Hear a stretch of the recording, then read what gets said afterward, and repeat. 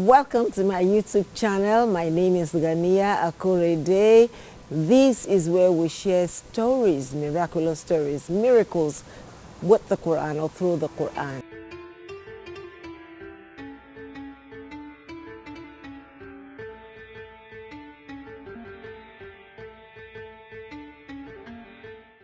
Well, Ramadan came through Prophet Muhammad sallallahu alaihi wasallam as a special gift to all of us from Allah Azza wa Jalla, our loving and caring Allah. And we all know that the Quran was revealed in the month of Ramadan. Yes? People often ask, what is the miracle of Prophet Muhammad? Since many other prophets that came before him have some miracles that we're told about in the Quran. And my answer is, those miracles are gone, never to come back. I mean, nobody is experiencing them anymore. The miracle of Prophet Muhammad ﷺ is the Quran. And I'm here to share my story with you, which is my miracle through the Quran. Now wait for it.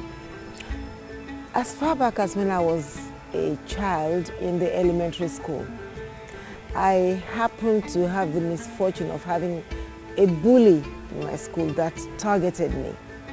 So this bully asked me for some money, and it was as a loan, right? And I said, okay, so when are you going to pay me back? She said, maybe tomorrow. So tomorrow came and I asked for my money, and she said, if you want to take your money, you have to fight for it. What? Fight for my own money that you took from me, asking for a loan? And she said, yes, you will have to fight me to get it. And this is a girl that was so scary. Everybody was afraid of her, especially me, because, you know, I'm this gentle Lagos girl that does not like to fight, you know. But she challenged me in the presence of all the other children. And everybody was saying, yes, yes, you must fight, you must fight. So it was agreed that at the end of the school day, we will go to the backyard of the school where hardly anybody visits. That is where the battle will take place. I tried every way to try to escape. I tried running out of the school as soon as school was over, but I had a group of school children around me monitoring my movement, making sure that I did not leave the school compound. So we went to the battleground. I was scared and jittery. But guess what? I remember the story told to me by my grandma, may Almighty Allah bless her soul. She told me the story of Prophet Ibraheem alayhi salatu salam, when he was captured for having broken the idols in the palace of King Numrud, and they were going to throw him into a huge fire that they had, set up. And there was no way, no escape for him. And then he started saying this prayer, Hasbunallahu wa ni'mal wakil. Hasbunallahu wa ni'mal wakil. Hasbunallahu wa ni'mal wakil. This prayer is captured in the Quran. And the Prophet ﷺ himself used it during the battle of the Khandak, the battle of the trenches. When the confederation of different armies from different tribes came to attack them in Medina. He said this prayer, and Allah answered the prayer. Sayyidina Ibrahim alayhi salatu was thrown into the fire, and as he was about to be thrown into the fire, the angel came to him. What do you want me to do for you to help you? He said, no, you cannot help me. Allah that sent me to the world is the only one that can help me, and I'm counting on him. Whatever he wants to happen to me, I welcome it. So he started saying, Hasbunallahu wa ni'mal wakil. And then they used this huge human slingshot to catapult him into the fire. And as he was going into the fire, being thrown into the fire, flying into the fire, Allah said, in the Quran, Allah captured it. He said, Kulna ya naru kuni bardan wa salaman ala Ibrahim. Oh, you fire, be cool and comfortable for Ibrahim. And he landed in the fire, which felt like landing in a park, with beautiful roses and flowers and smelling so good and cool, not cold, cool and comfortable. So I remember that story and I started saying that prayer. Ya Allah, hasbunallah ni'mal wakeel. I can't fight. I never, ever, up until that moment, I've never engaged anybody in a fight. I was always afraid of fighting. So they took me, more or less like dragged me to the backyard of the school. And then the fight was about to start. Back in the day, what they will do is they will pick up some sand and they will ask the person that is challenging to, shake the sand off of the hand of the referee, as it were, and me, the person that is challenged, will have to do the same. So we did it, and I said, start fighting. Oh my goodness. If you were there, I don't know, just listen to this. Start fighting. And I didn't know what happened. I just knew that I picked up this girl and slammed her on the floor. And I was like, she's on the floor? Yay, alhamdulillah. And I started beating her, punching her. And that was how I won the fight. And I told her, will you give me my money? She said, yes, I will give you your money. And that was how I won the fight. But the greatest miracle, I had so many miracles through the Quran, but this one I must share with you.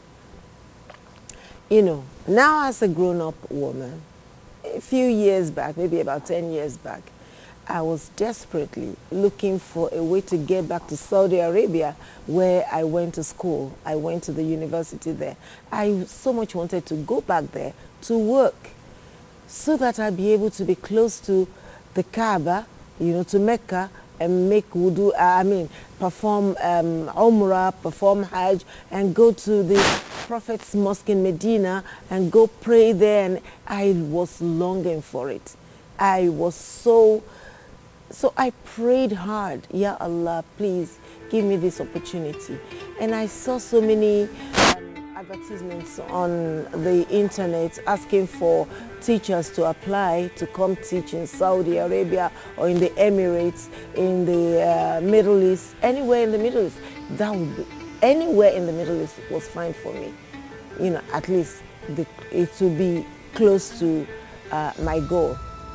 Then somebody called me and said, there's a princess from one of the Emirates, countries of the Emirates. Her mission is to recruit a teacher for her son.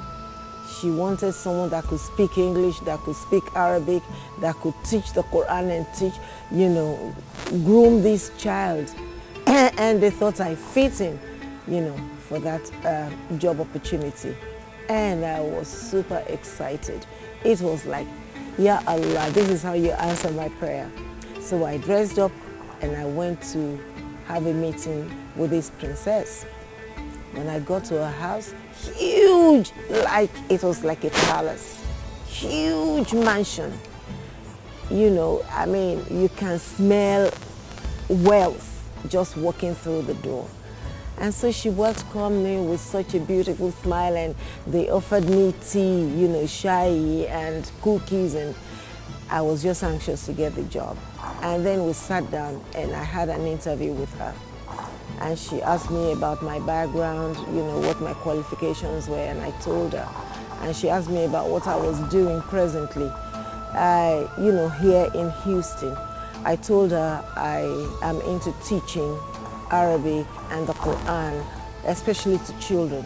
Oh, she said, that's wonderful. So you memorized the entire Quran? I said, no, not the entire Quran, but I memorized quite a chunk of the Quran. And she said, read me your favorite surah from the Quran. And my favorite surah for all times is Surah Al-Buruj. And I started reading Surah Al-Buruj. أعوذ بالله من الشيطان الرجيم بسم الله الرحمن الرحيم والسماء ذات البروج. And I went on and went on and went on until I got to إن الذين فتنوا المؤمنين والمؤمنات ثم لم يتوبوا فلهم عذاب جهنم وَلَهُمْ عَذَابُ الْحَرِيقِ. She said, stop! I was like, said, no, you can't get this job. I said, why? Did I miss anything? Is my reading not good enough? She said, no, I can't give you this job. And she opened her purse and she gave me $500. Take a cab and go back home. And may Allah bless you. Why? What did I do wrong? Madam, please, I need this job. She said, no, you don't need this job. You need your Quran. You need Allah. Go back home. I cannot give you this job. Dejected, I left and went back home. And it was a few months or a couple of years later, I learned about what is happening to people that got jobs such as mine, as the one I was hoping for, in that part of the world, and what was happening to them. The moment they get into that country, they said they will seize their passport and they will throw them into slavery. And I was like, this is what could have happened to me. I could have been sold into slavery just because I was looking for the greener pasture. And the pasture is always greener when you look from the other side. But Allah did not allow that to happen to me. Whoever that princess was, maybe not princess as a matter of fact, but she was someone that comes to this part of the world to recruit people, or they go to Africa, they recruit people for jobs in those parts of the world, and they sell them into slavery, and they suffer untold hardship. And I cannot stop thanking Allah for saving me through the Quran. That was the story, my miracle through the Quran. So I'm asking you, do you have a story to tell, to share with us, to share with the world? You never can tell. Someone out there may be saved, or may experience, or may, benefit from your experience. We just want you to share your story with the world, just as I have shared mine. The Quran is a miracle for real.